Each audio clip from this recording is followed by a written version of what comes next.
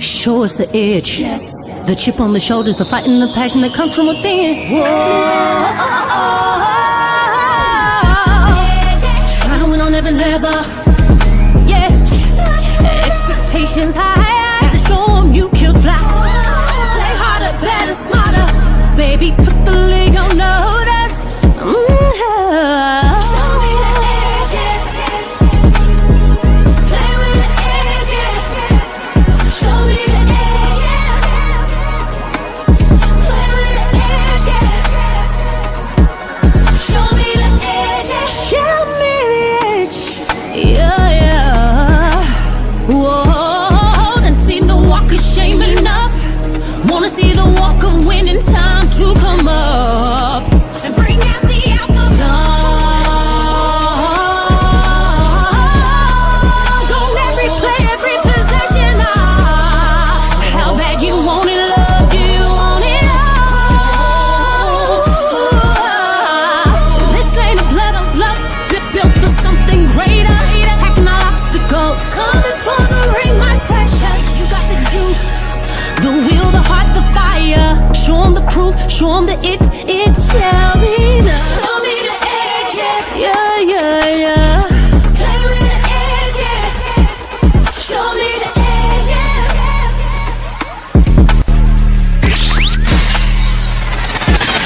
You're listening to the Pelicans postgame report on the PRO Media Network for all things Pelicans. Basket. And, they went on a run, and a lot of it was just our mistakes, back-to-back, mental errors that we made. And our margin for error is smaller when you have guys not available tonight. And so we just have to learn from that. We have to be better with our execution on both ends of the floor, give Chicago credit. They did what they needed to do on their home floor to win the game, but definitely some mental errors on our part. It's obviously a growing pain you just have to go through, but as these guys come back, Trey not being able to do a back-to-back, you're working him back in, your lineup keeps changing, your rotations keep changing. What type of challenge does that present? It's a challenge, but it's a challenge that we all are willing to take on. And we get an opportunity to see some of our other guys play. I thought we played a solid game. I thought we played hard. Our effort was there. Like I said, we made some mental errors that you just can't make after a free throw. We don't get matched up to get a corner three. I call a timeout because a guy goes down the lane and just lays the ball up. We got three guys back. So things that we can clean up. But tough back-to-back. And like I said, I like our effort. I like how hard we played. We played together, but not enough to win on their home floor. For Z, the back-to-back, is it situational or is he pretty much available now for any back-to-back in the season? Well, it was situational all along. There are some back-to-backs that we wanted to hold him out to try to, manage what he's dealing with. And there may be some just games that's not a back-to-back. And so we're looking at the whole schedule. I know it's been back-to-backs. And so we get the notion that he's going to be out all back-to-backs, but that's not the case. So big hurdle for him to get over tonight. And, he went out and played a really good game.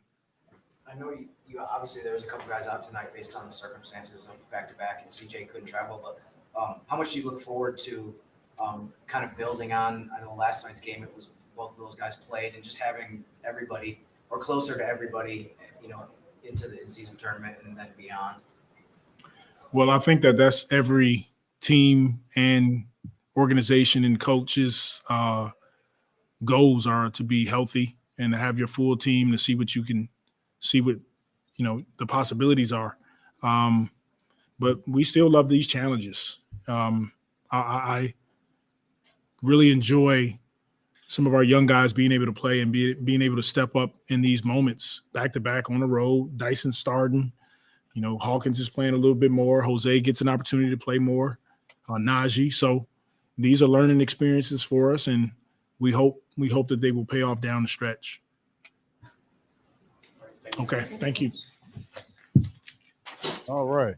For all things Pelicans, you're now tuned into the Pelican Postgame Report. Much love to the fan. Appreciate y'all being in this episode of the Pelican Postgame Report. The Pelicans fall short 124 to 118, or fall to the Bulls 124 to 118, and now 11-10 on the season. Not the kind of outing we were expecting to happen, and I didn't like several things that happened during this game, but we'll cover it in this episode of the Pelican Post Game Report. Much love to the fam. Y'all hit the like button. Please feel free to subscribe, share, and like the channel. Share it on your social media feed. The diehard flock are in this thing. We're going to break down some Pelican talk. So I'm Big Q. We're going to bring in co-host DC and Lexxah. Shout out to the fam. Lex, DC. Welcome in first and foremost. What's up with you? Good. All right, so a couple of things, before we get into the statistical breakdown like we traditionally do. I didn't like the third quarter. I didn't like how the Pelicans carried their business in the third quarter. They lost by 15 in the third quarter, and toward the back end of the fourth quarter of the game, we had several defensive breakdowns. I didn't like how we were matching up with Kobe. Almost like I was about to say Kobe Bryant out there, the way he was shooting the ball. He might as well have been Kobe Bryant out there, but it just was not a good effort by the Pels. So before we get into the team statistics, any brief ideas on the game? Yeah, man. I think it's to me, it's more of like a lack of urgency and execution down the stretch. Like you see the team, and just sometimes they're moving like they got everything figured out and it's all under control. And you look at the score and they're down by 8. You know what I'm saying? Like, wait, hold on, we need a little more intensity right now. And I think that's just one of those things we got to deal with and continue to try to wish they get over or see them getting over with the addition of CJ. Maybe that's the missing link because didn't feel like that even though they played the Spurs the other day. But even earlier in the season, I think he does a good job or a way better job last team with helping the team understand tempo. And when you have those runs and those ebbs and flows to kind of get them back on track. A couple of times tonight, I thought we should have called a timeout, maybe changed up the rotation or something. You could see them kind of getting stale and just like they didn't just have that intensity. Like, look, these are the moments right now you need to try to, close the door and win this game. And this seems to be like a theme for us this year where we lose these games down the stretch that we had control of for the majority of the game. And I noticed the majority of those games that we lost like that have been without CJ. So I'm wondering if he could be the factor that helps us to close games. So it's just another classic example of the Pels not knowing or not being able to close a game that they should have won. What you think, Lex? Well, I definitely I know Willie was coming up, with his excuses on why we didn't win, but we could have won this game easy.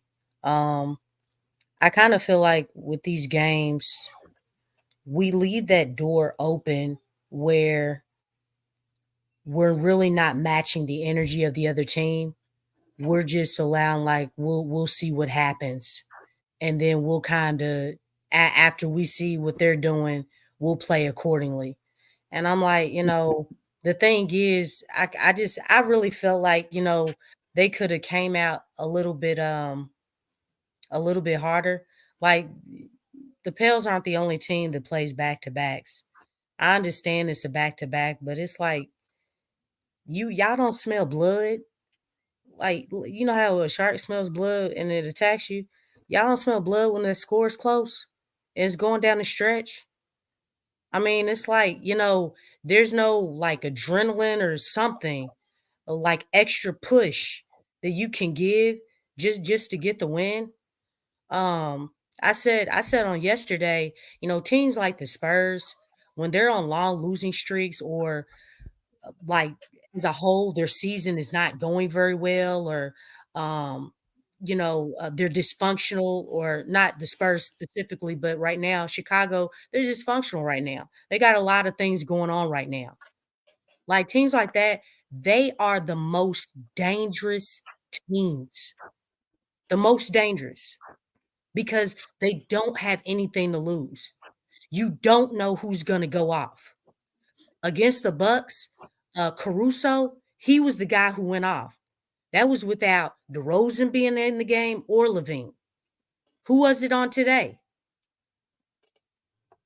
It was Kobe White. Kobe White and Caruso got hurt in the game and left. And Yeah. then And see, started cooking and Kobe White that's started. what makes it dangerous. That's what makes it dangerous. Because you don't know when everybody is down, when all the main guys are down, who's gonna step up, who's gonna be that guy, who's gonna get hot. And he had 3 points in the first half and then came out the second half, scored 28. Kobe White. He's not he don't have games like that, you know? So I mean, that's why I was saying, like, as far as just energy wise, like you can't downplay a team. You can't just be like, oh, it's Chicago, or oh, it's the Spurs, or oh, it's Detroit, or any other team that's not doing well right now. You know what I'm saying? You can't look at that, look at it that way. It's like you got to come in and be like, look, right now they're not doing well. We need to take care of business. We need to get this win. We got to dig deep and get the win. And they were close. The Pels were close. I mean, we were right there. I mean, you're talking about less than 10 points. I mean, it was a very, very winnable game.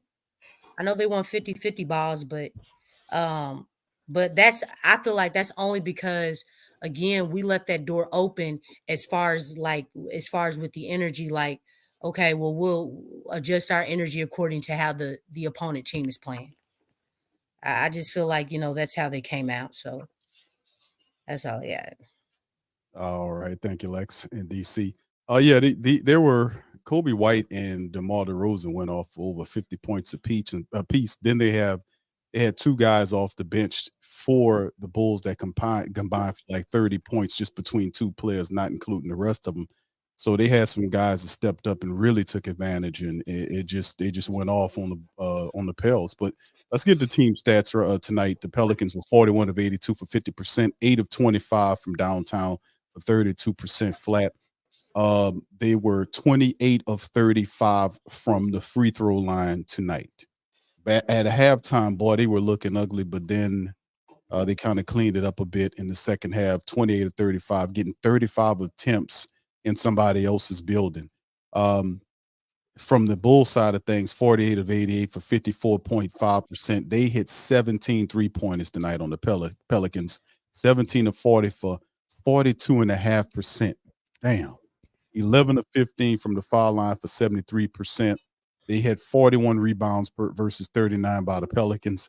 They had 32 assists versus 20 by the Pelicans. 9-6 on the steals, advantage Pelicans. 8-1 on the blocks by the Bulls. Pels did have only 12 turnovers. Bulls had 13. The fast break points by 2 was the Pelicans, and they did win the points in the paint, 56-48. But outside of that, not really much to talk about in terms of what was going on. It was let DC from team stats, bro. 3-pointers, that was big in the matchup. What you think? I really think you only need to look at one stat, but it's a combination of team stats and a box score. And Joe Myers actually mentioned it at the end of the game. And after looking at these team statistics, I mean, man, that really is it. We made 8 3-pointers, right, Q? Shot 25 of them. Kobe White made 8 3-pointers by himself. Ball game. It's really that simple. You could point to maybe the free throws. We'd hit some more of our free throws, which we did shoot at an 80% clip, so that's not bad. But we got to the line, got 35 of them. They only got 15, man. So the separating factor is those 3-pointers right there, and it was the damage of one player. And every time I saw him hit a shot, it's like, okay, the third quarter where he scored like 16, I get it. But after that quarter, like, aren't we like pretty much gonna put the clamps on Kobe White and not let him beat us? He only had 3 points in I think the first half. Yeah. And he goes for 31. So you're looking at it right there to the left where it say game leaders, it say Kobe White, and then you look at the Pelicans 3-pointers and it say 8 for 25. That's the only stat you need to see, bro. Jeez. Yeah, I was looking at the individuals, DC.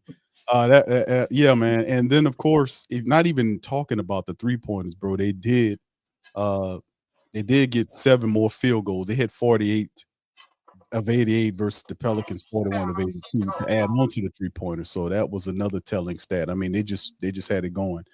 Individual side of things, uh the leader Zion was 27 points in 30 minutes, 10 of 15 from the field. He was 7 of 9 from the foul line, which is pretty good for Zion in the matchup. 5 rebounds, 3 assists along with that.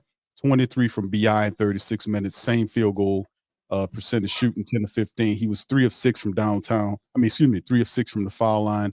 He had 6 boards, 6 assists, 3 steals in the matchup. 17 from Herb in 36 minutes of action. He had 7 boards, 4 assists, and 3 steals. 15 from Big V in the game in 36 minutes of action. He had a couple of 3-pointers as well. He finished with a double-double. 15 and 10 for Val. 7 from Dyson in 22 minutes, 2 assists, a couple of rebounds, and then off the bench, Jayhawk in 25 minutes of action had 10 points in on 2 of 6 shooting from the field, 2 of 5 from downtown.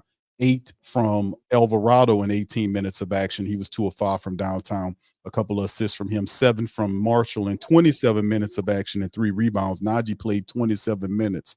Uncle Robinson Earl played he didn't record much of a stat, even though I seen him get in it. They didn't really do much of anything. And that's pretty much it. But then let's look at the Bulls right quick, and then I'm gonna turn it over to you, Lex, and with your thoughts about the individual wise. 24 points from DeRozan in 40 minutes, 31, which is the big telling point for Kobe White in 40 minutes, 31 points, 9 rebounds, 6 assists in the matchup. He was 8 of 13 from downtown. So over 50 points was scored between DeMar DeRozan and Kobe White for them, and then 15 apiece from how do you pronounce Desumu? Desumu had 15 and 15 from Torrey Craig of all people in 19 minutes. He finished with 50. So you have 30 points. You have 50 plus points between White and DeRozan, and off the bench, 30 points between 2 people. So I mean, Alex, talk to me about that, the individual side of the thing of the Pelicans situation. Well, one thing I do want to say that a lot of those threes that the Bulls were, attempting and making, they were not contested. Like they were like just a lot. There was a lot of open shots, and we were playing too far on weak side, which kills me every single time. I don't understand why they do that, but they need to really work on that and address that. But one thing in the stats that I know it shows their minutes and everything, but one thing that I noticed, and this is the same thing that happened with the Nuggets, with the Suns, and even today. Did you all notice that Kobe White never came out the game in that second half? Mm-hmm. He played the whole time. It seems like every single time there's a specific player that either plays the whole, like a whole quarter and doesn't sit down at all, they stay in the game, or they play the whole half. Those are games that we lose. I know Jokic, they've done that. The 2 games that we played against the Nuggets, they played Jokic the whole third quarter. They never set him down. I know they also with the Suns, they did that with Devin Booker. They did that with him. He played like the whole second half against the Pels. But it seems like, when coaches just go to that move as far as just not taking him out, because really with Kobe White, there was nobody to like sub him out. I mean, that he's literally like all they had. But yeah, that right there, that just seems to kill us, because I mean, it's like, it's ongoing. I guess it helps them to keep their foot on the gas when a player like just gets going like that. But yeah, I just thought that was kind of interesting because that's happened to us before. Um, I don't know. I don't really think anything really sticks out. I think my biggest thing is just the energy from the whole team. It was just kind of lackadaisical. And like I said, I know it's a back-to-back, but these guys are in shape. You know what I'm saying? Like, kind of, the game was close. It could have went either way. We could easily won this game. So I think that's just my biggest thing right there. Really just not enough 3-point shooting. We were trading threes for twos, or twos for threes, whichever way you want to look at it. But yeah, I mean, Zion, he had a great game, sort of. But I don't know. I think everybody just defensively, collectively, I think defensively we could have did better. I think Herb, he always does his thing defensively. He really got a lot of deflections and steals and things, but trading twos for threes is kind of tough though. Yeah, this was a gutty game by Chicago, man. I mean, they just used Caruso was doing his thing, and then he gets hurt, never to return, and Kobe White just turned into Kobe Bryant and just started lighting the Pelicans' ass up. He was having heat check threes. He was so hot. Dude was shooting 2 and 3 feet, 4 feet beyond the 3-point line, and knocking the shots down. Then Torrey Craig gets involved, and everybody else started feeding off of it. So it was just. Then, of course, like I said, you're right. The majority of some of those 3-point shots were untested shots, especially toward the back end when they started getting cooking. For whatever reason, they just couldn't get a hand up in Kobe's face, and it just turned bad. And then, of course, Willie, he spoke about it in the press conference about how the Pelicans just they start having these various breakdowns in the back of the game. So I think we talked about this before about the Pelicans having to figure out ways to win in some of these games, and all this kind of stuff. We know they still learning to play. So it's going to be. Go ahead, Lex, what you saying? I said 2 words. 2 words. Tough love. Tough love.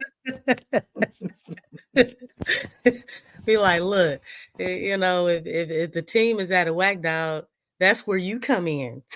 You know what I'm saying? Call a timeout and get your guys right. You know what I'm saying? Willie called a timeout, and I was like, finally, thank God. He called timeout. I was like, oh, I know he's gonna get Najee out of there. Najee ain't giving us nothing right now. All I knew called the timeout, and then everybody came back out. I was like, wait, he ain't changed the rotation. The other team went on to score like 8 points. And then here I see Jordan Hawkins. They bringing him from the sidelines. It's like, damn, what happened with the timeout? Came out of the timeout. They did exactly the same thing they did before. So definitely, Lex, I know I'll be giving you a hard time sometimes about the tough love, but I guess I gotta agree with you tonight because whatever that speech was, they did with that timeout at 3 minutes and 44 seconds. That shit ain't do nothing. Willie need to cuss or something sometimes. You ain't gonna do that, DC. That violates the law. I mean, but say guys darn it, but say it really harsh. Yeah, delivery and tone. That's not something. Worded, or scripted like that. You know what I'm saying? It's just about the delivery and the tone, because he doesn't convey that type of energy. But you know what? They should have picked up the pace, especially with Andre Drummond up in there. Man, that was making me so mad. Did anybody else see that? You know what I'm saying? Can y'all run faster? Let's let him get that. Right? Step on the gas. Y'all should be smelling something. You know what I'm saying? Like they should be on attack. They should have been on attack mode with that dude. Because he slows the game down. He does. I mean, that dude is nothing but a half-court guy. Pick up the pace. He had some impact against the Pelicans tonight, the way he was in there. That's because they weren't picking up the pace. They were going at his speed. If you're going at his speed, yeah, advantage him. But if you're going faster than him, then advantage us. Yeah, that makes a ton of sense, man. And even Antonio Davis said, what's that, DC? It make too much sense, Big Q. That's why I we ain't know. doing it. But I'm gonna credit Antonio Daniels. He did say that he said that in the scouting report prior to the game is that this pace, picking up Yeah. pace against The this pace team. was very slow. I'm like, what is going on? Yeah. Are you Also, all running? it's terrible, man. Come Also, on, second man. chance points in the game. Just to make mention of it, 16-10 advantage Chicago with the second chance points. And just to throw this out to the family members. I know it's the Pelican post game report, but I just wanted to spotlight the San Antonio Spurs currently are 3-16 and 15th in the Western Conference. That is dedicated to Big Sean and Tasha. That's currently. So thank y'all for watching the Pelican post game report. I just had to bring y'all some real reality right there. Thank you for joining us. Wait, hold up, man. Big Yes. Sean was actually trying to give us some credit, man. I guess Oh, I'm sorry. I don't know when he being sarcastic or not. Man, he's been MIA. because my man Woe said the Pelicans not even playing material, and Big Sean, he said, "Whoa, wait, what's okay?" Well, I I don't just know want what's going on with Simply Tasha. I just But he want said I give him even more credit than that, so I gotta I give mean, him that cue. I mean that's good cop, bad cop over there. DC don't fall into that, Oh man. yeah. You got I that's all mean, that's I good. don't think So anybody. what Tasha say? Tasha is bad cop tonight.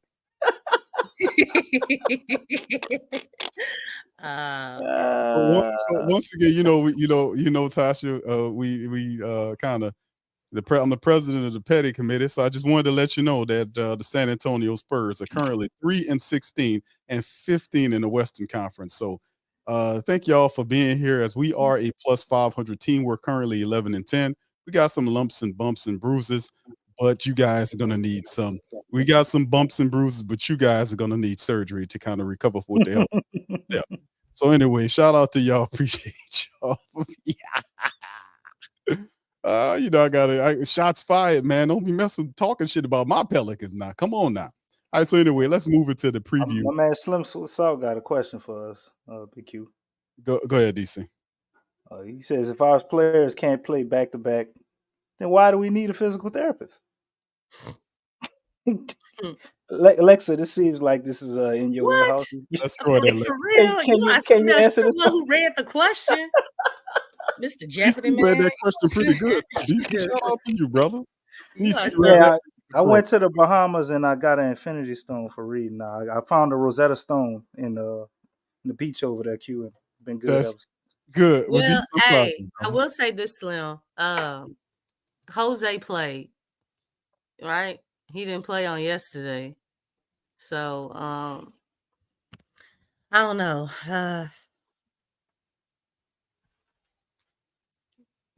I don't know. I don't know how to answer this question. Well, Look, I maybe know we you need got better try, maybe we need 2 physical therapists. But there you go. they That's what I was wanted gonna to say. rest. We need They two. they definitely wanted to rest. Trey It's just too got much back. work. Trey just got back. So I mean, and then y'all know about CJ's situation. They weren't going to play them back to back immediately like that. They want to work them back in, I guess, smoothly, not too fast. So, but hey, we got the Kings coming up, and that's the tournament. You know what I'm saying? So You can Good only segue, do so Lex. much with one physical therapist, Lex. You're absolutely right. It's- Two back-to-back games, so you need two physical therapists, and then we can have that going on. well, I mean, credit her I though, mean, DC. really, we just need to play with an edge tonight. You know what I'm saying? Yeah, that's what to take us over the hump is playing with more intensity. We would have won this Yeah. game tonight. But I'm getting tired of saying shoulda, woulda, coulda. Yeah. Fam. Let me share this though. So y'all know we played the Warriors, right? When we played the Warriors, when the Warriors came to the SKC Center, that was their second of their back-to-back. I think they played Houston on their first of the back-to-back. Well, both those games for them, both those games were blowout games. I remember that. Now I'm looking at the fact that I know it's the Warriors, but I'm also looking at the fact that, they're an older Warriors team. And if they can come out and play with the intensity that they did to blow the teams out on a back-to-back on the road, I mean, you can't tell me that the Pels can't do that. And they're a younger team. So I don't know. I think that's pretty impressive. But that buys into mindset though, Lex. That's the whole thing when you talk about a battle-tested team like the Warriors who've been through it. Exactly. Right. Mentality. Right, mentality. That's what it is. And they can turn that on when they see what's happening. They turn it on, and then they take it to another level that other teams can't follow. Pelicans have yet And to. that's what I would love for the Pelicans to do. You know what I'm saying? That's what's going to make them an elite team. You know what I'm saying? Because right now we don't have that. And I said that 2 shows ago, that we don't have a strong or huge sample size of consistently playing at a high level night after night. So when I see the team is blowing another team out, we up by 30, I want to go up by 40.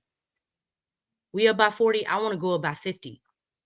Because the thing is, it's training. We got to train ourselves. The team has to train to have that type of mentality. Like, look, don't be satisfied just beating a team. Look, it's good that you're beating a team, but do more.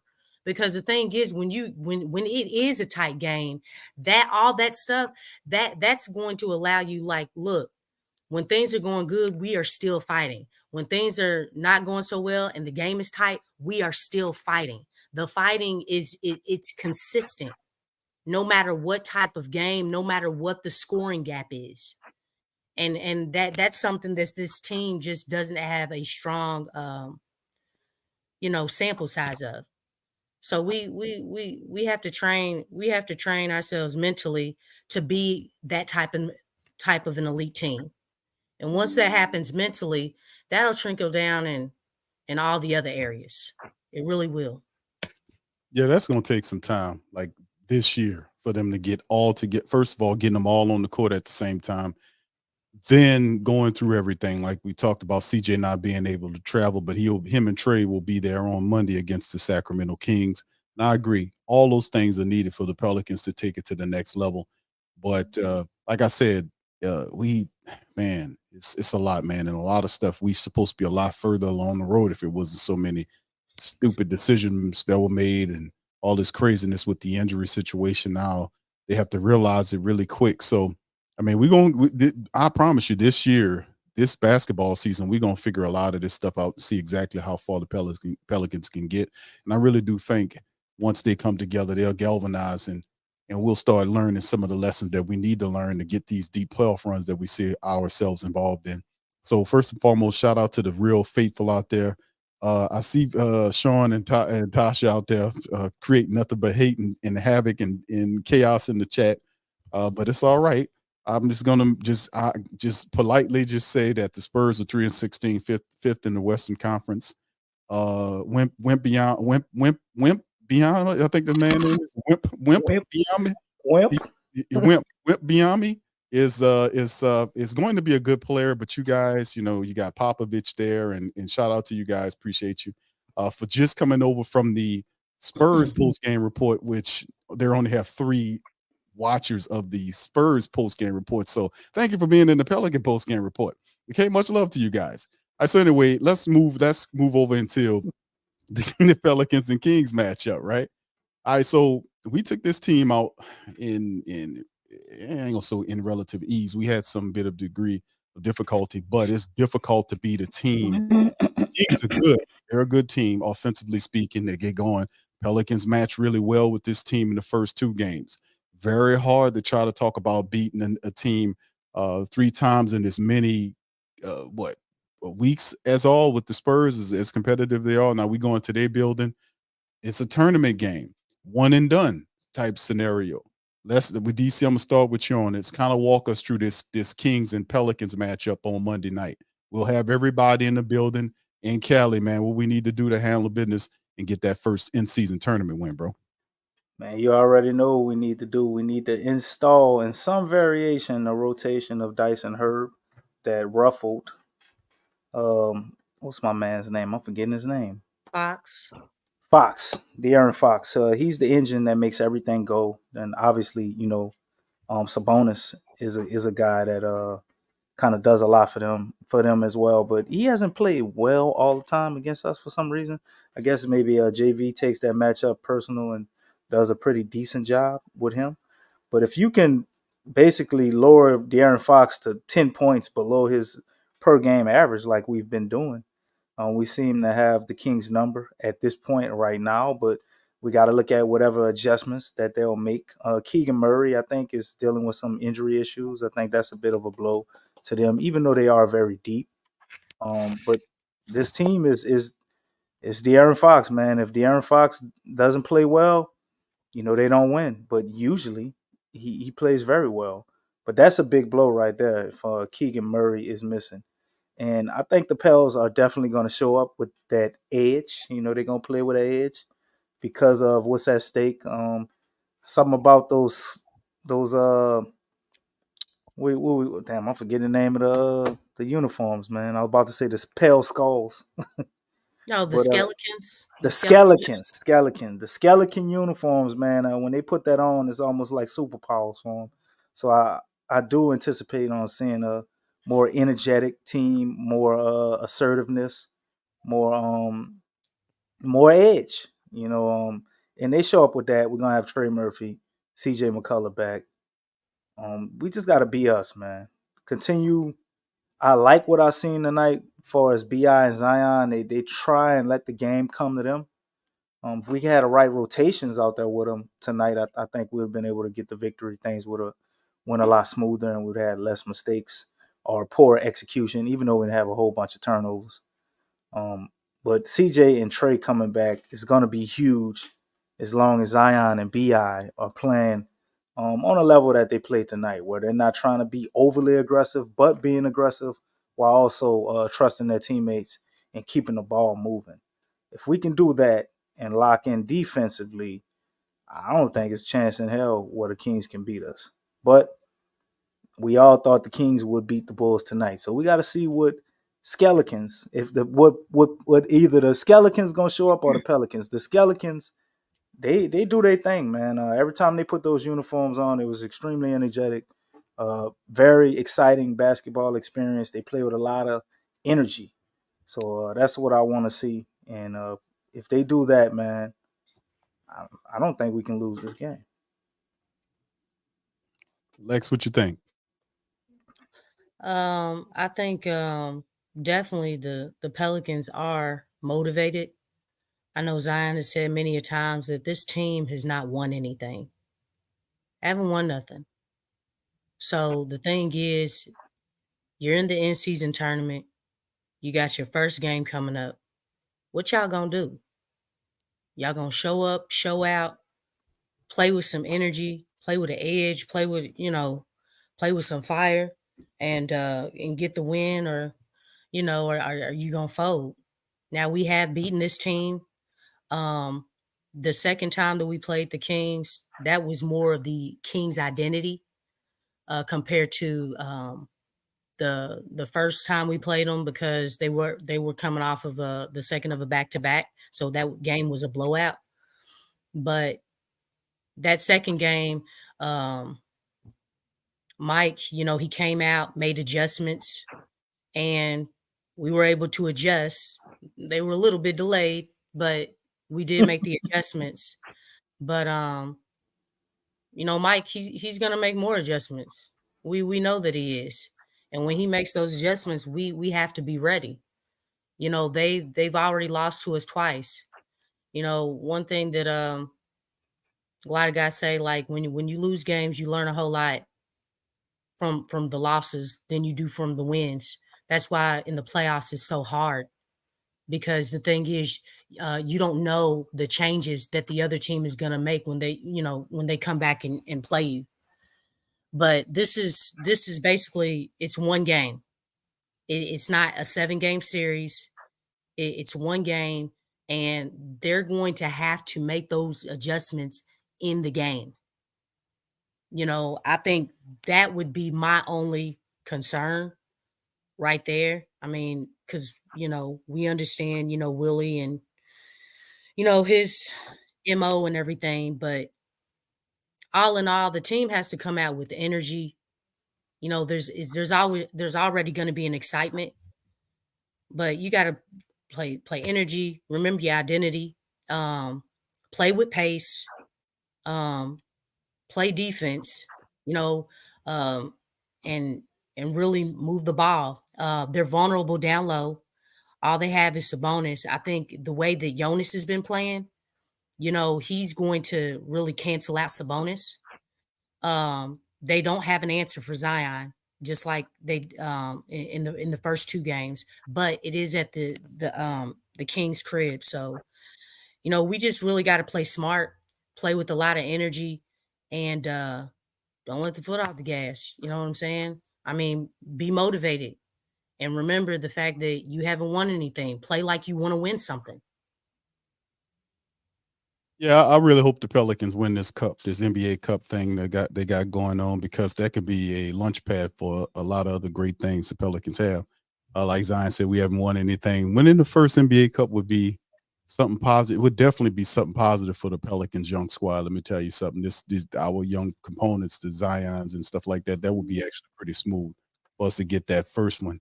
It'd be like I said, a good jump off point for us. All right, so let's look at this the current Southwest standings in the division, shall we? The Dallas Mavericks currently sit on top of that thing, 11-7. They're a game and a half ahead of the Pelicans in second place, 11-10. Rockets are 8-8 in that thing. Losers of 2 in a row, and then Memphis Grizzlies are 5-13. They have won 2 in a row, and the San Antonio Spurs are in the cellar, 3-16 on the season. Currently, losers of 14 games in a row. Last 10 games, they're 0-10.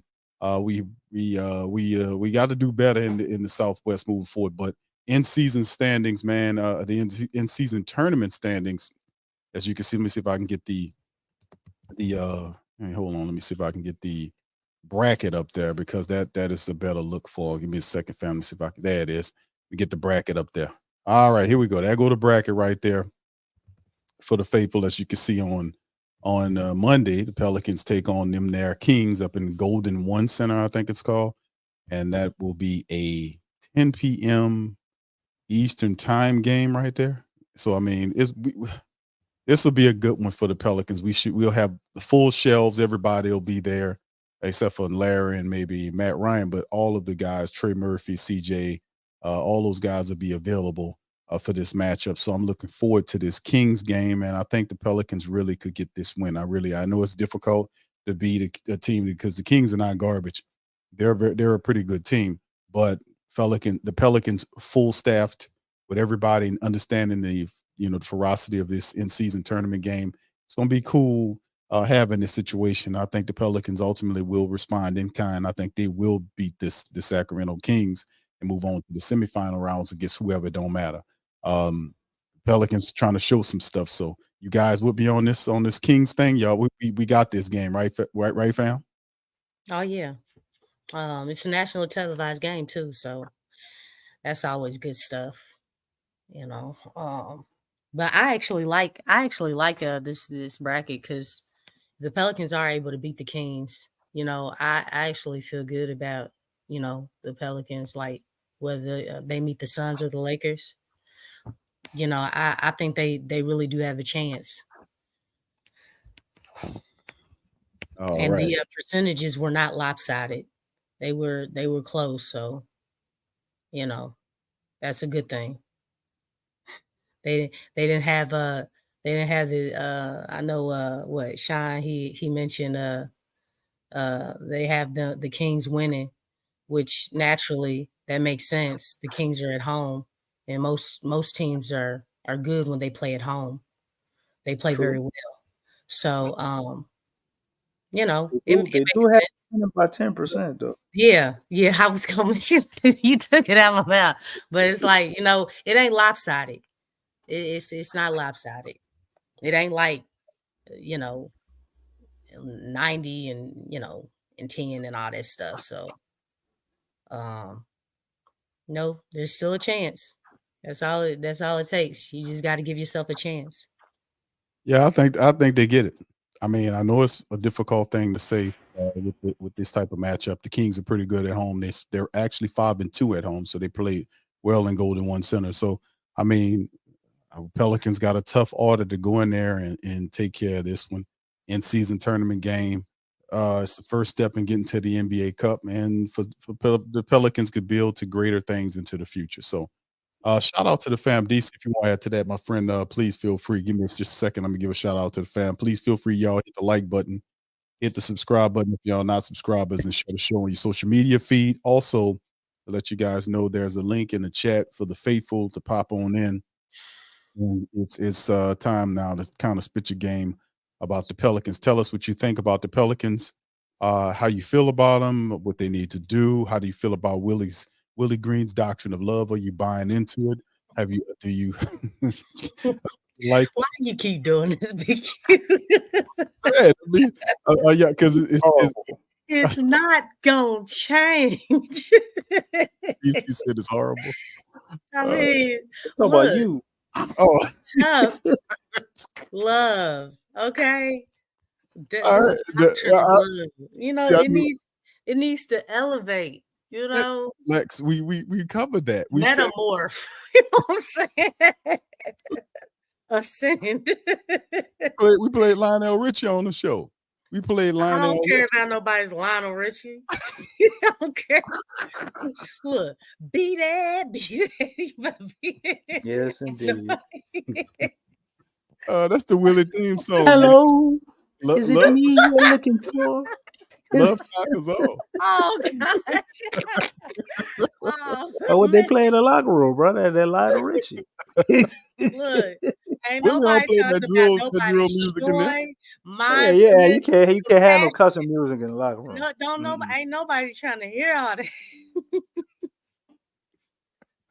See, I Mm-mm. threw out there. I knew Lex was gonna jump right on that thing. She's gonna jump No, right y'all on already that. mentioned See? it. Look, See? Slim, where you at? Look, he Oh, mentioned it my man, earlier. you talk about his the compassion and the mindfulness. Yeah, look, it's up there. Where do you say that? I'm gonna find He it. said something. Well, Hey, here we go. He said Willie Willie is too compassionate with his mindfulness. That's good. That's pretty funny. I'm And just it brings him joy, Slim Song. it brings him joy too. But you know what? It ain't even about the cursing, man. It's about the delivery and the tone, man. I'm telling you, there's a lot you can say without doing all that, you know. I Didn't they think have one a little fiery coach, man? Am I thinking about a championship guy or almost won a championship that didn't cuss? Wasn't that like Avery Johnson or something? Didn't he not Yeah, cuss too? yeah, no Am I Avery. Yeah, mistaken? Avery. And he was always in people's face with that little finger. Wow, He, we yeah. gotta do this. he was like 5'11", but walked around like he was 7'3". Yeah, yeah. That's the thing with Avery Johnson. He wasn't a cursing guy, but he was loud and Yeah. he was in your face. So yeah, that I don't know if Had I an can say annoying voice. right. Oh, he's definitely had annoying voice. I had to get used to his voice. I was like, dog, you talk like that for real? That's him for real. In a way, it almost similar to Van Gundy. do his voice, DC. Oh, please. You know,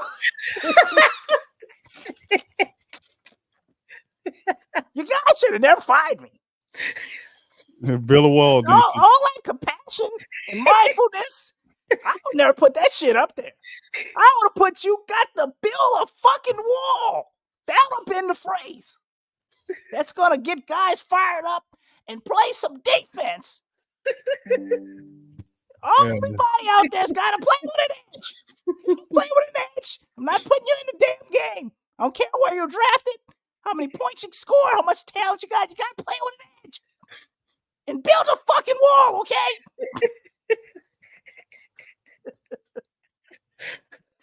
Oh my goodness, DC. That's so annoying. Get us flash band. Man, hey, that's 82 games. Dude, yeah, I didn't like that at all, man. Hey, him or or Gentry, Big Q. I know the dumpster fire, man. You want me to say this is a dumpster fire.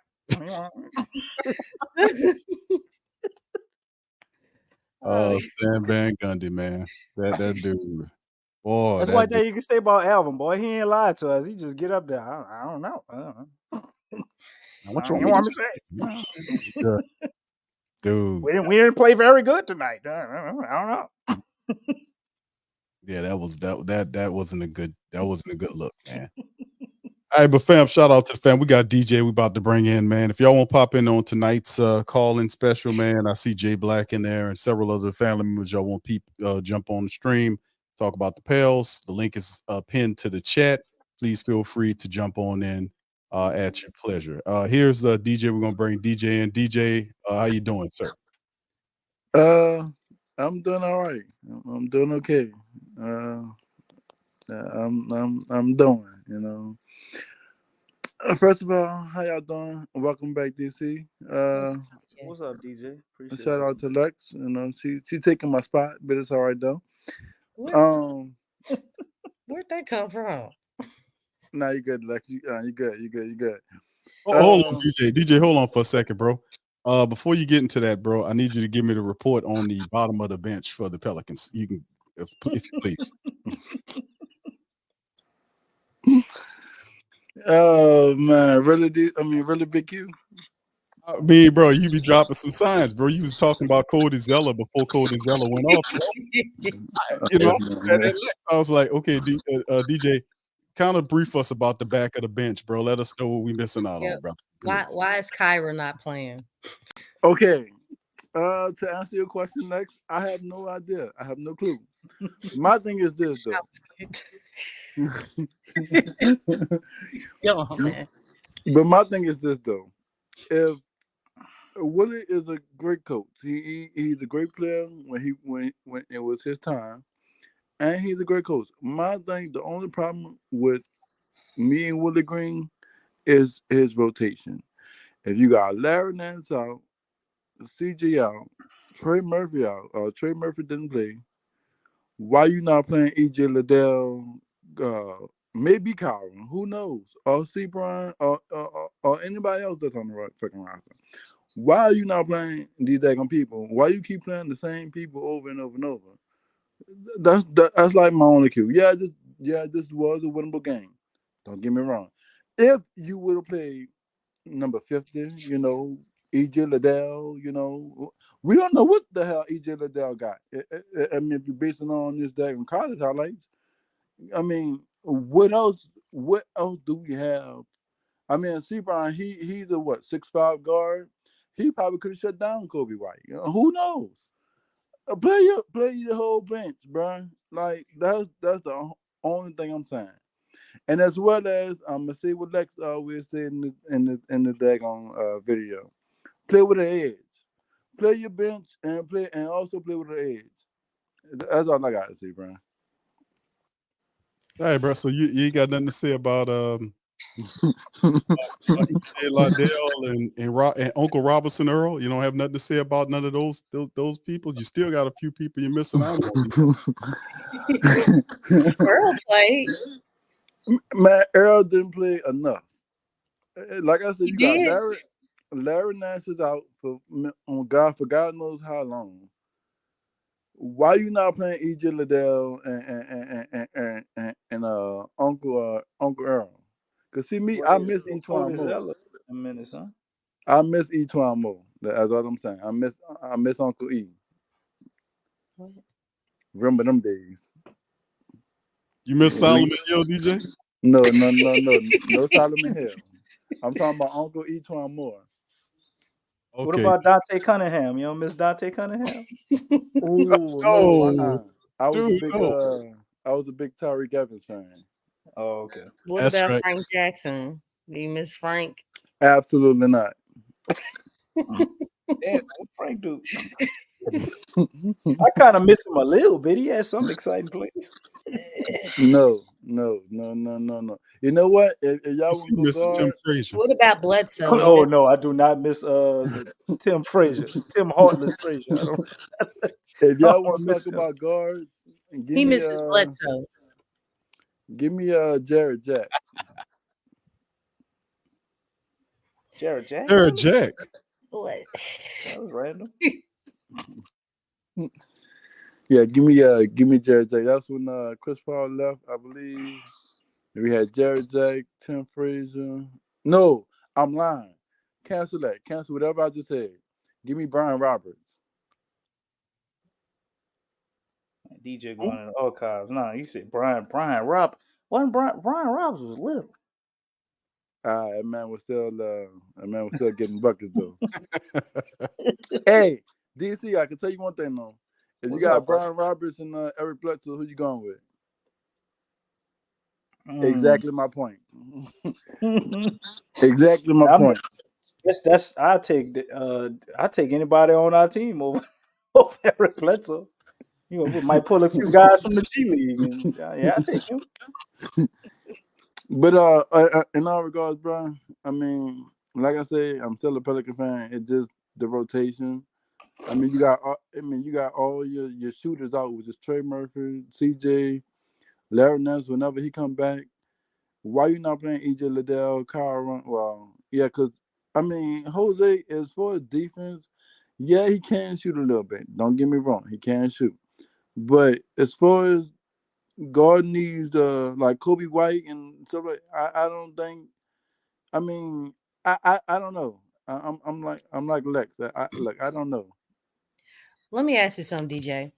what's going on. When a lot of guys, mostly the guards, when they were out at the beginning of the season and Kyra was playing, he had plenty of opportunities. How did you feel about his play, his performance?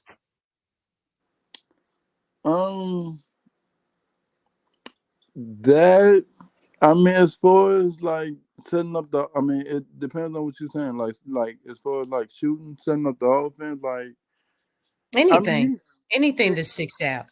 Do you feel like in the time that Jose was down, Najee was okay. down, Trey was down, um, do you feel like he performed well while they were injured, while they were out, when he had all those minutes? Um, he, I don't want to say he was all right, but he was okay as far as shooting wise. I he's not that typical guard, you know. Whereas, let me see, like another Kobe White, because they don't have Lonzo. So Kobe White they didn't have like Zach Levine. So my thing is, if you're gonna put Kyra in the game, then you gotta have like let's see, no Jose and Kyra, no. You gotta have another playmaking guard, so that way Kyra can work off ball and get his shots up like that. Okay, Because so I mean, when he was playing for Alabama, you know, Herb Jones and them played in Alabama. So I don't know. Like I said, I don't know. so leads to my next question. Hmm. So we weren't familiar with Jordan Hawkins with his game at the pro level. Okay, I see what I think. I see where you're trying to Looking go at. Go ahead, come on. looking at what Jordan Hawkins did with Jose Alvarado, with Hmm. Najee down, both guys, Kyra, who's been in the league, he's been in the league for how many years? About 3 years from right now, I believe. Okay, and Jordan Hawkins, they got similar minutes starting out. And we can clearly see who really took advantage of their minutes when guys were down and who didn't. And I say that because in that situation, when Kyra did have those minutes, he did not take advantage of those. Henceforth, Correct. if you look at Jordan Hawkins flourished. Not only Hmm. that, he went off. You know, he performed at a high level. He was active on defense. He was knocking down shots. He's had Hmm. a couple of 25 plus point games. Right now, he's third in the in the rookie rankings and And things, correct, he's like the third rookie season for last. I or mean, he's yeah. top So 5. You know what I'm saying? Like yeah, Jordan didn't have no experience. All we were basing his performance off of was summer league. and his So shooting. So yeah, yeah, pretty much. I'm looking at what Jordan did compared to Kyra, who does have previous professional experience, and Jordan Hawkins outperformed him. That's why Jordan Hawkins has been in the starting lineup and Kyra hasn't. That's why Okay, Hawkins, so even with guys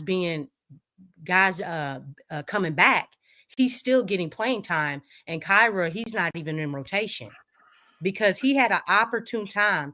I don't think Kyra understood the situation that he was in. He really needed to take advantage of that time when guys were down to really show Willie and show the rest of the team why he deserved more playing time. And he did not perform at a level where it moved the bar. He didn't do that. But so Jordan my Hawkins did. so my question is to you. Everybody in the chat, that's including DC and Big Q. My thing is this: what? Let me see. Let me see if I can say this right. What are not all? I mean, not what are we doing with Kyra, but at the same time, like where would you use Kyra in certain scenarios or certain games? Because I see a lot of times where uh Jose, not saying Jose is good or bad. Jose, I mean, both of them just coming off the injury. So, I mean, I understand Kyra as well as, I mean, Kyra and Jose because they both coming off the injury. But at the same point in time, Kyra is a little bit faster. I mean, yeah, faster as his speed. Now, decision wise and playmaking wise, questionable. But at the same point in time, like, what are we doing with Kyra? Because if Jordan Hawkins is getting more playing time, what are we doing with Kyra and C. Brian at the same time? Well, right now, not playing them. I mean, really, it's just a waiting game. I mean, I think everybody's kind of agreed, like, with all these shows that Kyra's basically gone. Like Okay. we can't really, like, the thing is, like, when you come into the league, anytime you're playing, you have to impose your will in some type of capacity. You have Correct. to show your value. You know what I'm saying? Like, everybody in the league is talented. Everybody in the league. You got to think, everybody in the league had their own team at some point in time. At some point, as far as level wise. So the thing is, if you're not going out there, if you're not imposing your will, like you said, Kyra's strong suit is his speed. Mm-hmm. How often did we see his speed? How often did he use it? Man, he can run around people like cones, but it's like you only saw it like once every blue moon. That's not enough. It's like, dude, you got to continue to show that. I think he could have took something out of Jose's book. Like, dude, you have all that speed. That means you can run circles around people. That means you can hustle. You can get, you can, like, just like how Jose's running around, getting deflections, being a pest. That's something that he could do because he's not a big guard. Like, there's other ways that you can affect the game, but you have to impose your will at some point. You have to be more assertive. You have to be more aggressive. And Kyra didn't show that.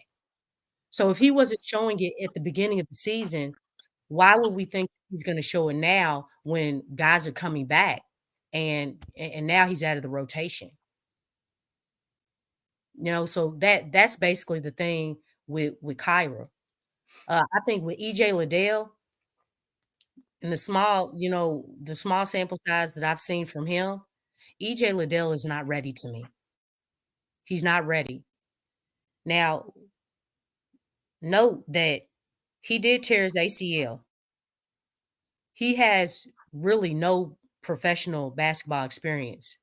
But you're talking about a rookie coming back from an ACL, recovering from an ACL and everything, and then getting him playing time to a roster where it's very competitive.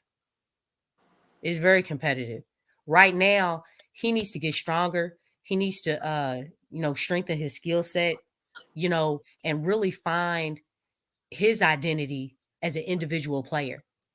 And I think once he does that and he harnesses that and perfects that, then we can kind of go back to EJ Liddell. But right now, EJ Liddell is kind of like he's just not ready. He needs to get more acclimated. He needs to get more reps. He needs to get more comfortable in the game and really find where he's going to thrive in the league. So Interesting. All right. Interesting. Kyra, man, we had high hopes. Still think he couldn't be something. The Stan Van Gundy years were not kind to him. He didn't know how to build a wall, so he couldn't get out there. And, and I think that was kind of the beginning of the end for Kyra. Once we drafted Dice, the writing was on the wall. People like me still held out hope for him, but I told y'all this year I sold all my hope in him.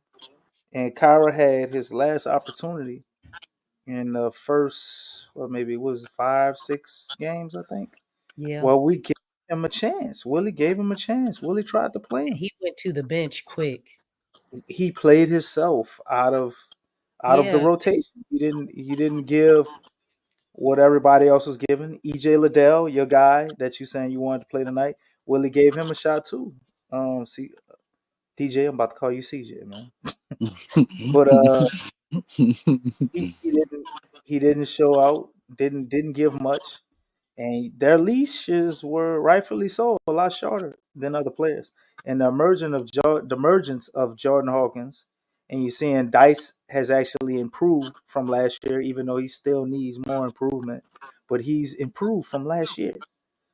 Um, there really is no place for Kyra, man. Especially with Jordan Hawkins. He's going to command minutes. He plays great with Zion and Bi, and I think Trey Murphy as well. Waiting to see that, but I think he will. And how are you gonna mix Kyra in there? We fighting to get Jose Alvarado minutes. You got to put him in there. He's trying to get up to speed, and he's not looking, I guess, as good as we normally like to see Jose.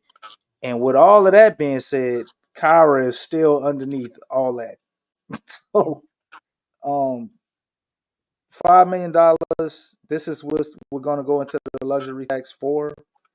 I seriously doubt it. So he's out of here.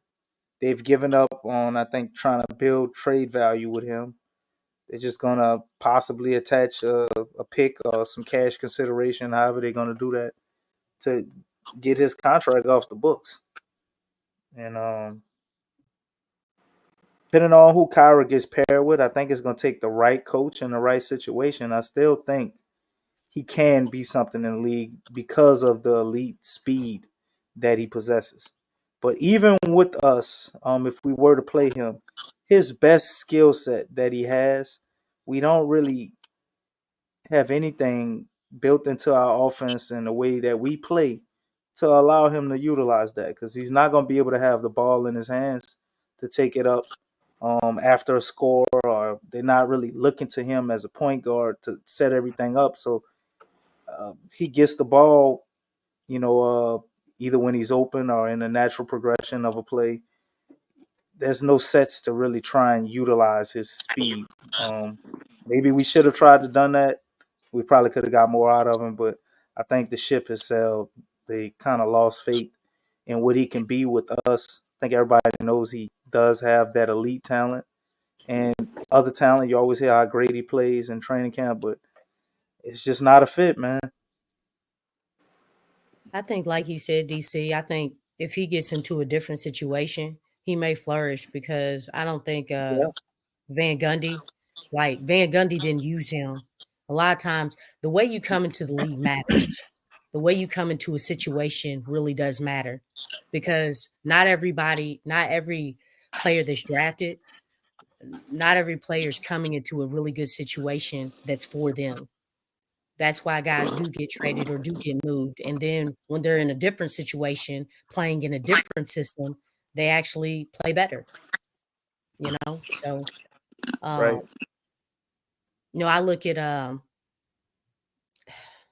not like the best or the greatest example, but Jackson Hayes.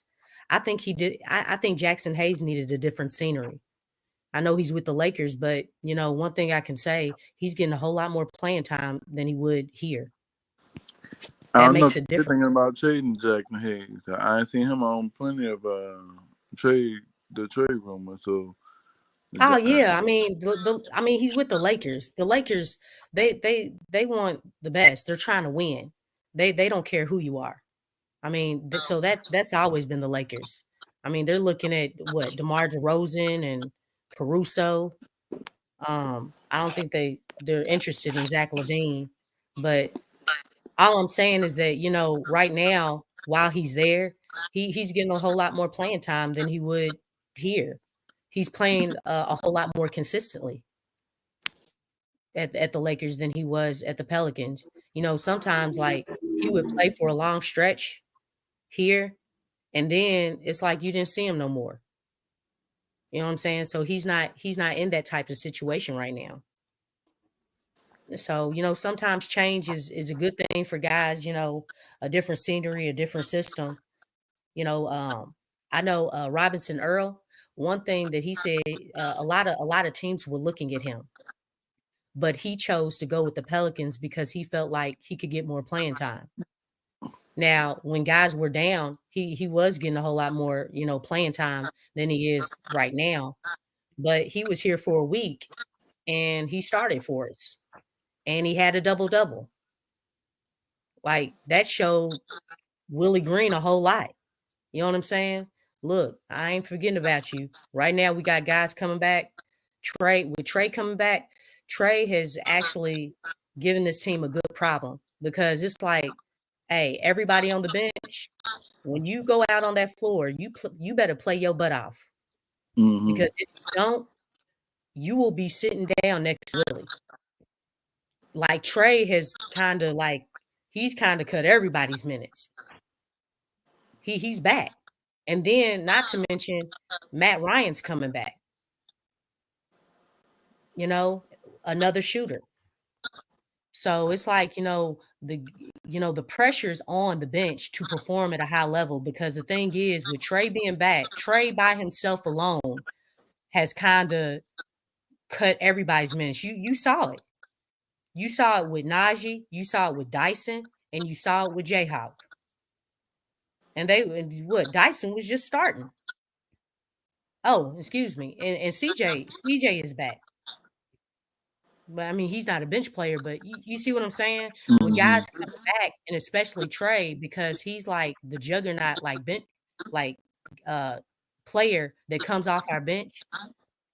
That really put pressure on everybody else. Like, look, you want playing time, you all have to perform it. You got to perform at a high level, because you can't teach 6'11" and you can shoot 40 feet out. I don't care So, what like, nobody says. I got a question for everybody. You're down 2. You need a 3 to win. What is your final?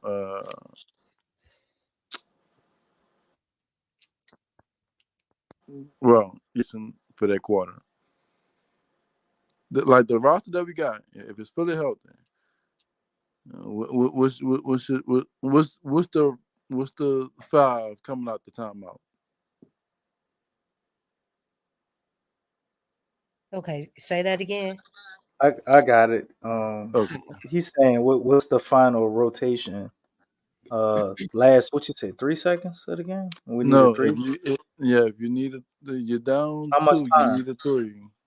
What's your final rotation? If the roster fully healthy, you got Matt Ryan, Trey Murphy, CJ, You say I'm B.I. down. I'm Zion. down 2, and I need a 3. Yeah, correct.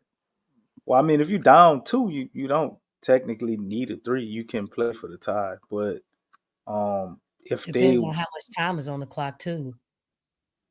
I mean, a 2 is still a 2. I mean, you hit a Yeah. 2, you still tie, no matter how much time's left. But if you're going for the 3, I would say, and it's a situation where you're only going for the 3, because any other situation, I would never sit Zion down. But if it's a situation where you're only going for the 3, I would go with JV, Trey Murphy, Okay. have Matt Ryan out there, Okay. Hawk, and CJ. All right. Okay. All right. Big Q. Big Q, Yeah, you still there? yeah, I'm here. Okay. I agree with what DC said about it. I mean, that's all your shooters right there, bro. That is a scary 3-point shooting lineup right there. You got Ryan and Trey and Jayhawk and CJ out there with Zion. Are you kidding me? I'm just loving that look, man. So hopefully we can be able to see that. Love that look. Yeah. Before we, Lex, I'm gonna throw it to you in just a second. Let me give a shout out to the faithful. Thank y'all for being here. Hit the like button, family. If y'all want to chime in on the Pelican topics, please. The link is pinned to the chat. You can chime in, give us your thoughts and on the team, how the team is doing this far in the season, how you feeling about Trey coming back, the potential of Trey and Jayhawk together. So many great things that's on the cusp of happening for the Pelicans. The in-season tournament is starting. I mean, well, not the tournament. The what call it now? Let me get it back on the screen right there. The pre-semifinal round, the quarterfinals. The quarterfinal round starts on Monday with our Pelicans. And what do you guys think about that, man? Chime in. Link is pinned to the chat. We won't be live for a long, probably about another hour or so. So if you guys want to, feel free to pop on in here. Now's the time. So Lex, you got the floor. Oh, Lex, let me go. Let me go. Oh, okay, that's fine. All right, back.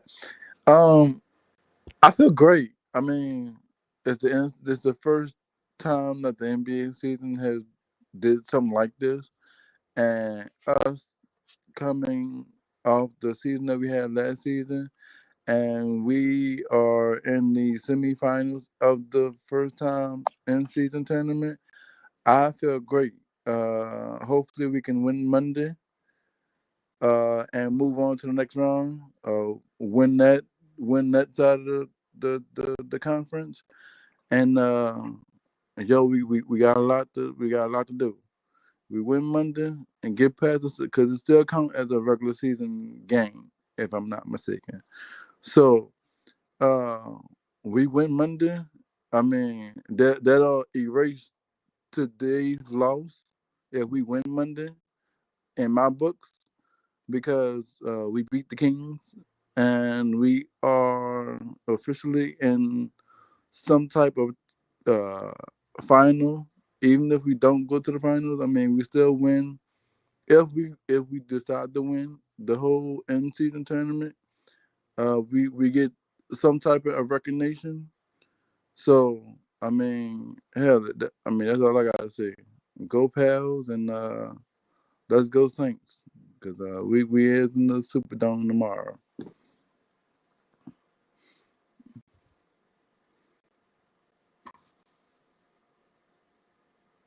All right, Lex, you want to chime in on that, sweetheart?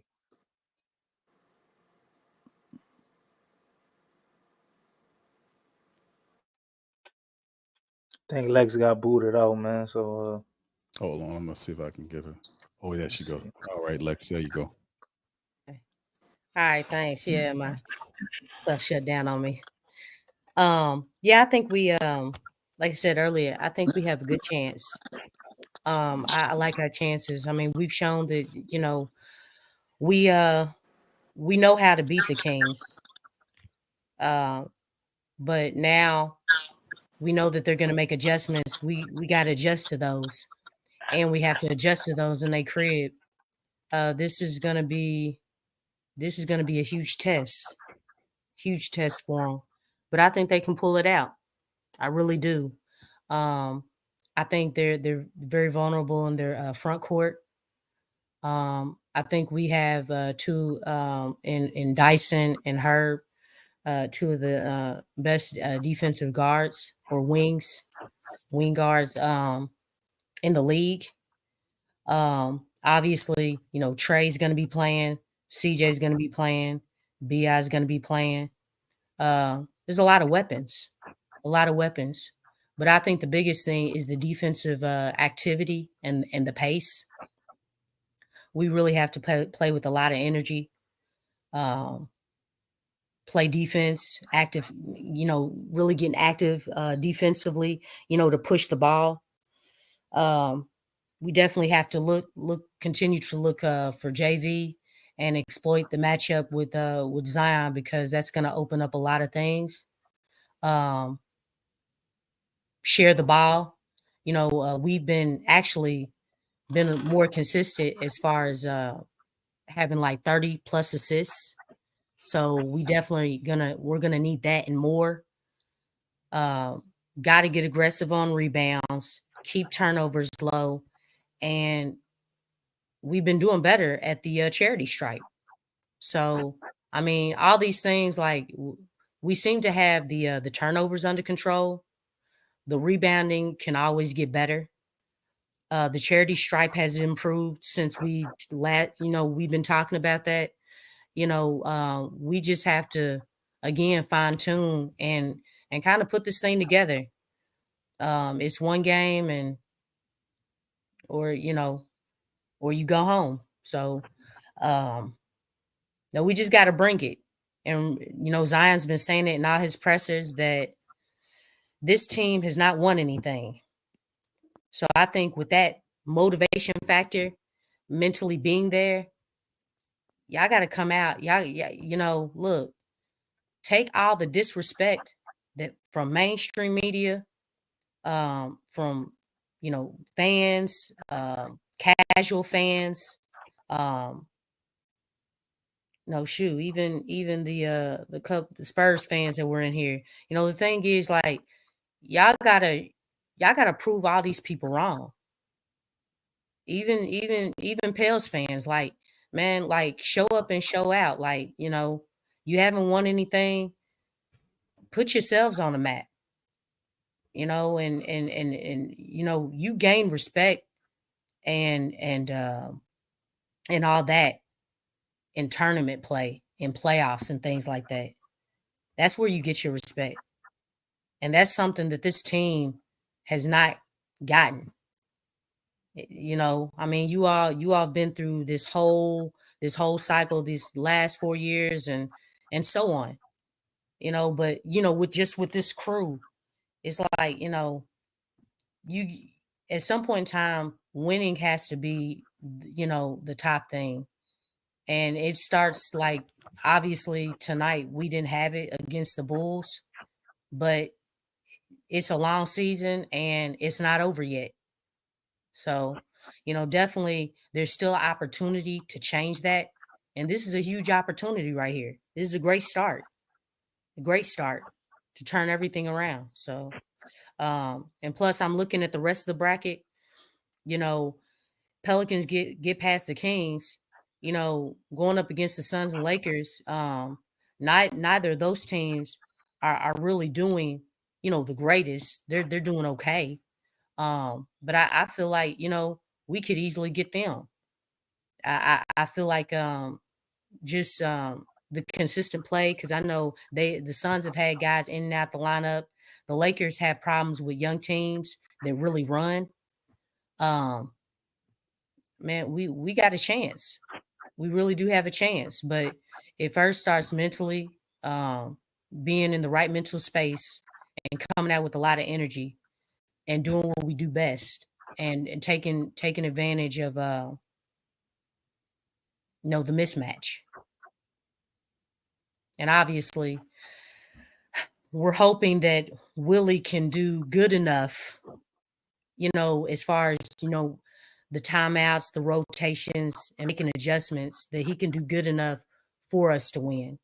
I think really that's probably the biggest concern. But if he can just do good enough and things like we can get these teams. So But honestly, we get y'all take on it. I'm seeing Willie improve. It's not great improvements with his play call and all this. He still has to work on some stuff, but we seeing some slight improvement. He's not staying the same. We are seeing incremental improvement from Willie. It's not jumping off the screen, but we are seeing some improvement here. I see some improvement. It ain't great or vast improvement from Willie Green, but it's some improvement. Do y'all guys agree with me on that? Yeah, I mean, I seen improvement in the fact that he was smart enough to call up a guy like Borrego and bring him here. I'm gonna give Willie the credit for bringing in our physical therapist. Um, Grip had to hire her. Why are we giving him credit, Thank you, DC? bro. Willie went in the office Isn't, and he isn't said, he in "Listen," charge of the hiring he process? said, "Listen, I need you to compassionately Oh Lord, jeez. I need you to compassionately take my mindfulness serious and we can reach a place of joy. I've talked with the players and they said every other team around the league has a physical therapist. Me and Zion are building a great relationship. We have a very loving culture. And I need you guys to get us a physical therapist to take us to the next level. And also, it wouldn't hurt if you bring in James Borregos, a few other people."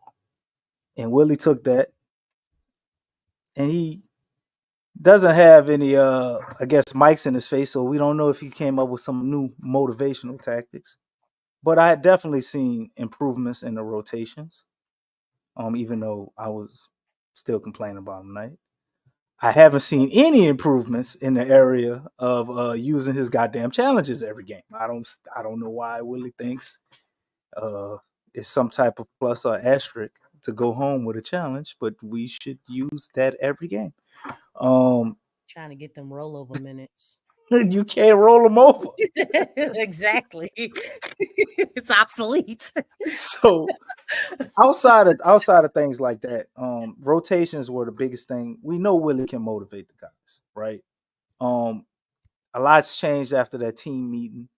I would like can't fully give him credit because we don't know what goes on in the building. I would like to give Willie some of the credit for that too, because we've seen that multiple times with this team where we don't particularly have a winning record, and they go through this thing where we look at games and what does he say in tens. After every 10 games, he sits down, evaluates everything, re-strategizes, and make adjustments. And for that, the team meeting thing I think happened before 10th game. So he kind of broke that mold or that rule or whatever. He came out and spoke BI and Zion into being the best duo in the league. And at this moment right now, I can't quite say they're the best, but if someone did choose them as the best, it don't sound crazy at all. Unlike how I did when Willie first said it, because he believed in them. Them guys saw that. They went and worked on their game together, and that's actually working. So it's a lot of positives with Willie. We just, I think, give him a lot of hard time with the flock and just all the Pelicans nation is some things that are blatantly obvious that need to be improved as far as what he do, and you don't always see improvements in that area, man. But there's coaches way worse than Willie Green. I'm glad he's our coach. I definitely think he can grow into what we fully need him to be. We haven't been a perfect organization. He's probably had a really tough go at it with injuries, if you want to be honest, for the situation that he's been put into, and he's still learning. Comes from a championship culture. I see improvement. So as long as I continue to see improvement with Willie Green, I think it will work, and we can definitely hang our hat on them fighting.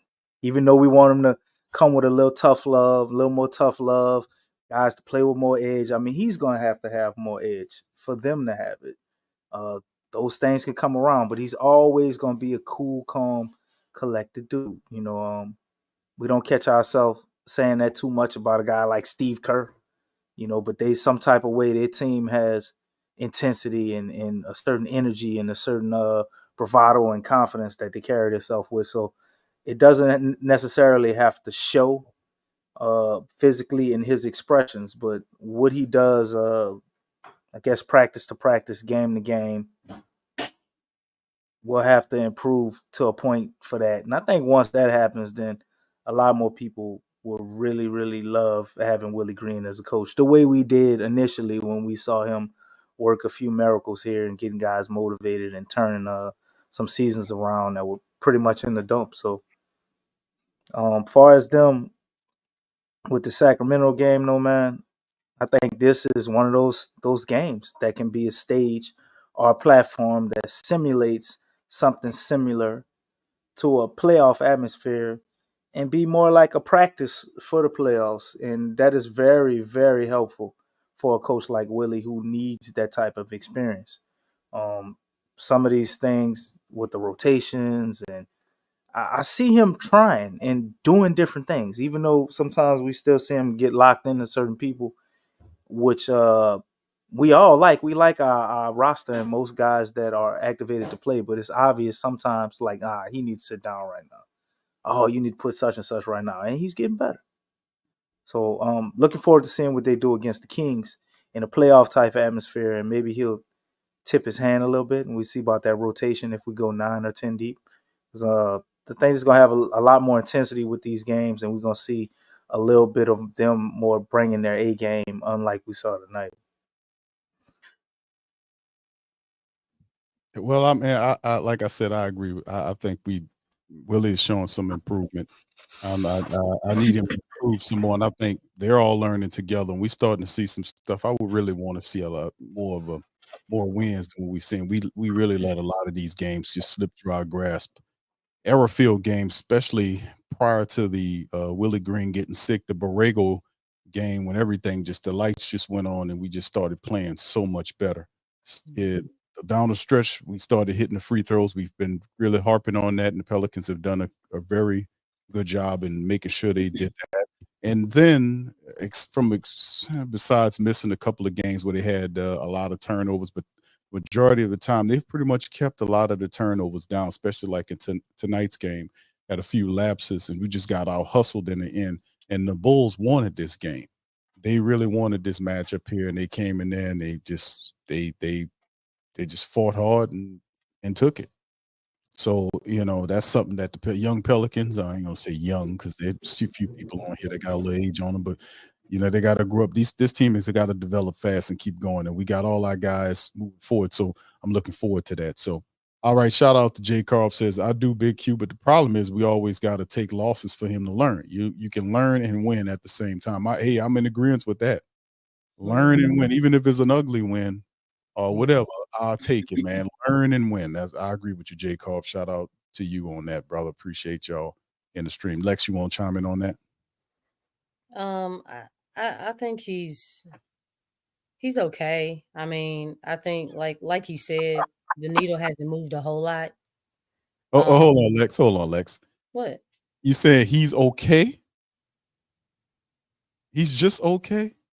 Yeah.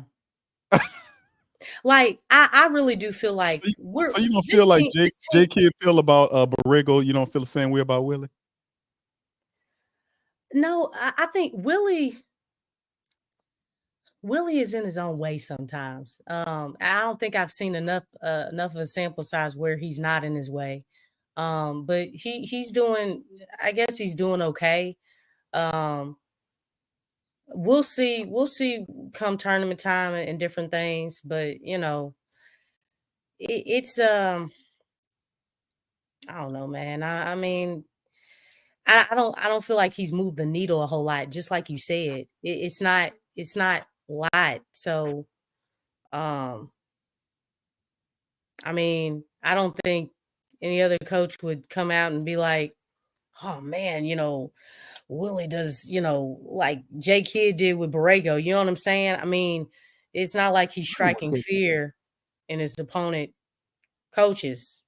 So Monty would give him respect and say that Willie's doing a great job. I mean, that's because they both cut from the same cloth. They have similar personalities. Even the things that Willie says, I've heard Monty say it as well. But one thing I will say is that I noticed about Willie is that he seems to perform at his best to as far as like coaches that he knows well, like that he's been around. Um, I know him and Mike Brown, they both came from the Warriors. So he's really familiar with Mike Brown, just like Monty. He worked under Monty. In the playoffs, they played him in the first round. He knew Monty. He knew him very well. So, just the as far as going those 6 games, it kind of made sense because it's like, shoot, I know their personnel. I know you've been with them for a whole year. You were with them for what? A year, a whole year, or however long he was with them, and all those players. So, he knew them. He already had the scouting report on them, their plays. He knew how they moved. I mean, he worked with them on their defense. So, that's one thing that gave him the edge between the two. Now, with other coaches, it's been kind of tricky. You know what I'm saying? It really depends on the situation because he didn't, it's not like he's not working with all the coaches. You know what I'm saying? But I think with them two, that's what makes this situation kind of special because, like I said, he has worked with Mike Brown. They both have worked with the Warriors as assistant coaches. So, it makes a difference when you're really familiar with the other coach's mind and their philosophies, their tendencies and things like that, because you know how to counter a whole lot better than someone that you're not familiar with. So that's a compliment. No, I get, yeah, I You know what I'm get, saying? I mean, appreciate that, Lex, because I was trying to get you to say something about some good about Willie. I know you kind of Good. kind of looking at his adjustments, and I agree with you on his adjustments. He has been adjusting very slowly, but he's kind of revved it up a little bit and kind of did what he needed to do. Still need to get better. And He's still I, learning like the rest of them. So I give you, you all good. I like him to be more creative too. Like, you know what I'm Amen. saying? Like do something different. Sometimes, and this is, and we see it with football too. Okay. Like a lot of times, like for instance, the 2-3 zone. When Miami, when they started doing that 2-3 zone, like that wasn't something that the league was like, man, we don't do that here. We do man. But guess what? They were doing that 2-3 zone and it was jacking everybody up. It was messing. They were beating teams. Not only that, it was a way to kind of that start of building that wall around Giannis. They did something unconventional. And guess what? Now you see the whole league adopting playing zone. You know what I'm saying? Doing something unconventional when it wasn't, the traditional thing of doing that. Same thing like in football when they do the wildcat in college. You run a wildcat in the pros, they're like, man, we don't do that stuff. This is the pro level. You know what I'm saying? But it was working. So what do you see? Like cats getting more creative, doing different things that are unconventional that became like, hey, it works because a touchdown is a touchdown, right? So that's the same thing here. Like you got to know when to kind of break away from something that's typical, that's the status quo. Like, okay, look, we're not going away from this play. We're going to make this play work. But Willie, it's not working. Do something else. It's okay to do something else. And that's my thing. It doesn't have to be by the book. Get creative. Break some rules within the rules. You know? Right, get a tech. When Yeah. when yeah, Seriously. Yeah, back your players. right. Like that does something to the psyche. And let me tell you something. I don't know if y'all noticed, but have you all noticed that other teams, they've challenged, like most of their challenges come when it's a play that incorporates Zion. Like it's always a challenge. Y'all know what that's doing. That's playing on the psyche of the refs, man. That's almost like it's training them. Like, because we've all said Zion he doesn't get a lot of calls. He don't get a lot of calls. But when they're seeing like, dang, man, shoot, they got another challenge. That challenge, Zion was in that play. And there's some that they've lost and some that they've won. But I just think that's kind of interesting that most of the challenges that opponent coaches, they call, it's been solely with Zion in that play. Stuff like that matters, man. It's like, back your players, get a technical foul. You don't have to curse at them, but at least show some passion. You know what I'm saying? And back your players. I mean, you got somebody like Popovich who's 84 or something, and he don't mind getting a tech, and they losing. Yeah. The Lakers, Lakers, but as many calls, they have the most calls. I don't know if y'all seen that stat. They have the most calls called for them than any other team right now. They still complain. Darvin Ham, he'll get a tech. Why? Because first of all, it's the Lakers. You know what I'm saying? But they get calls all the time, and he'll still get a tech. So what does that tell you? Just do something like unconventional. Get upset. It's okay to show emotion. It's not like you're about to, it's okay to show emotion as long as you ain't sinning about it, like you gonna kill somebody or something. That ain't happening. It's okay to be upset. It's okay to be angry. That stuff is normal. But it's like, sometimes that stuff helps. That's why coaches do that type stuff. That's why they get those fines. I said, shoot, Zion, he got that technical. And, the team actually seemed like, they were playing with a little bit more. I mean, it wasn't a whole lot, but it's like we don't see anybody on this team doing that. Henceforth, you go back to what Draymond was saying. Y'all ain't built like that. I'm telling you, I would take issue with that. I really would. You know what I'm saying? Because it's like that's what you need in order to win. This is true. This is very true. All right, fam, we're going to get ready to shut the stream down, man. Listen, I appreciate everybody for chiming in on this thing. Much love to the fam. Pelicans, man, we don't get the win tonight, but we do get, we talked a lot of good game. We're gearing up for the Monday matchup, the in-season tournament matchup against the Sacramento Kings out on the West Coast. So our Pels going to have a lot of our people there. CJ would be there. Trey's going to be available. So it's going to be interesting to see how the Pelicans deal with it. I'm optimistic that we'll be able to take care of business with Sacramento. Remember, it's one and done. It's not, multiple games. If you win, you advance. If you lose, you go home. It's that type of thing. So, but yeah, we'll be looking forward to how that's going to play, and perhaps the Pelicans can take a first step toward actually winning a trophy of some type, and it would be pretty cool to get the first NBA Cup, maybe, and that'll be a good launching pad for the Pelicans to get greater things as well. So, anyway, before we get ready to channel out, DC, you have DC and DJ. Okay, look like DC popped out. I mean, he probably. All right, but anyway, with that being said, we're gonna get ready to leave.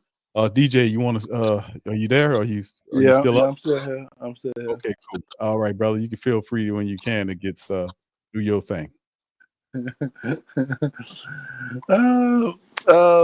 sure you like, comment, subscribe, and as always, if anybody say something to your Pelicans, you tell them in a New Orleans Pelicans accent to get the flock out of here and go flock yourself.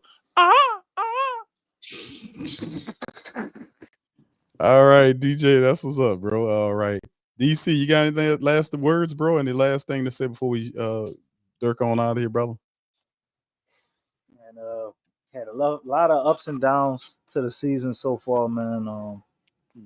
The Pels continue to surprise us as well as disappoint us, as well as excite us. And I think right now we're at a point of the season where, as far as guys being healthy, I don't know. I think this year is going to be different.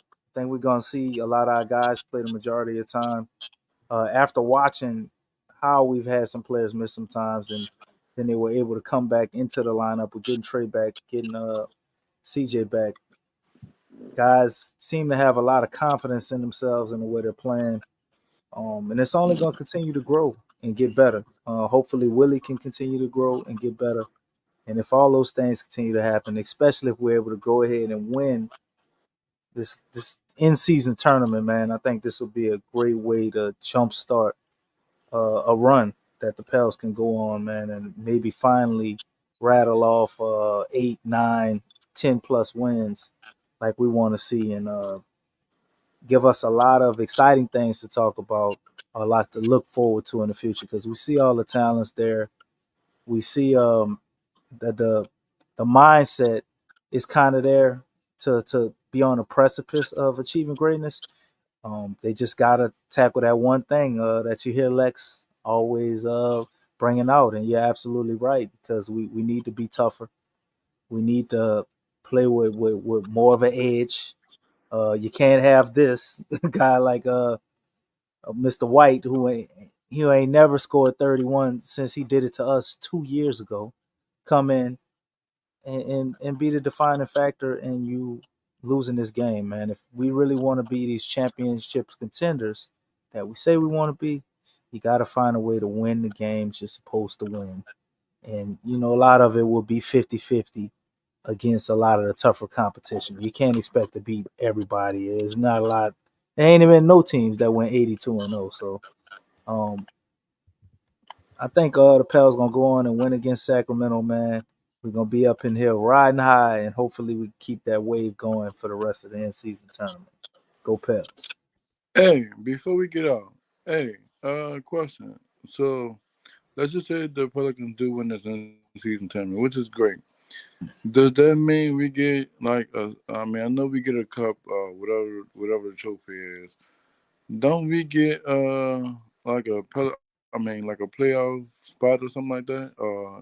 No. No. Okay. They talked Trophy about and that. money. Yeah. I'm weak. I'm dead there. Well, y'all stay out. Be cool. Like I said, go Pelicans. Go Saints, because we end this in the dome tomorrow. And Big Q, I'm going to say it again. If anybody talk about our Pelicans, you tell them in a T-Hawk voice, get the flock out of here and go flock yourself. In a who voice? J-Hawk. J-Hawk. J-Hawk voice. So wait, we got Hawks and Pelicans, DJ? That's what's going on? The is a Hawk too? Hey, can you do it in Dyson Daniels' voice? Cracky. Oh, man. All right, y'all. Lex, hold on. Lex, you got any last commentary? Oh, shoot, man. Good. Rest up on tomorrow, okay? Play with an edge on Monday and win. Beat the Kings, because they are not lighting the beam. Let's go, Pels. Let's go. Let's go. All right, y'all. We ready to go. All right, so I'm going to holler at y'all on next one, man. We'll be back on a Monday night to recap the Pelicans matchup against the Kings, man. It's going to be a victory, man. Much love to the family. Go Pels. Go Pels. Show us the edge. Yes. The chip on the shoulders, the fight and the passion that comes from within. Whoa. Try to win on every level. Yeah. Expectations high. Gotta show them you can fly. Play harder, better, smarter. Baby, put the league on notice. Show me the edge, yeah. Play with the edge, yeah. Show me the edge, yeah. Play with the edge, yeah. Show me the edge, yeah. Show me the edge, yeah, yeah. Whoa.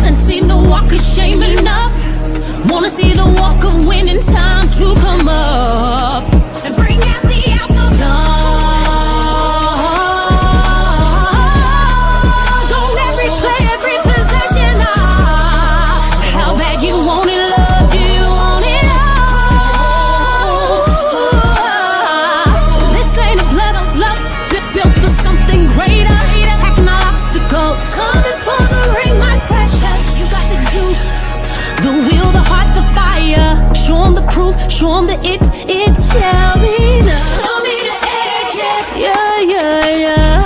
Play with the edge, yeah. Show me the edge, yeah.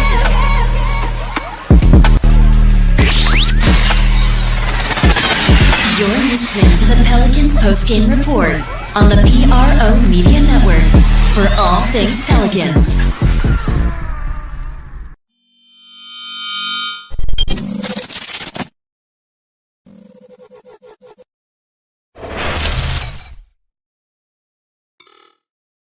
TheWhoThatDaily.com. That's right, TheWhoThatDaily.com. Your one-stop shop for everything New Orleans Saints, New Orleans Pelicans, LSU Tigers, even the top flight boxing news. So if you're a Who That and you're looking for a place to stay up on your team, TheWhoThatDaily.com is your site. TheWhoThatDaily.com for the sport Who That in all. That's right, the Pro Shop is the platform store where you can go and buy all the latest merch to support the platform. Available at the Pro Shops, we have dozens of hundreds of products available for you and your family. Unisex tees for men and women, hoodies and sweatshirts, tank tops, kids and baby items, long sleeve tees, mugs, pillows, wall art, bath bedding, face masks, phone cases, stickers, bags, fanny packs, socks, hats, and many other items. Please feel free to check out the Pro Shops. The link is in the description section below. And remember, it helps the platform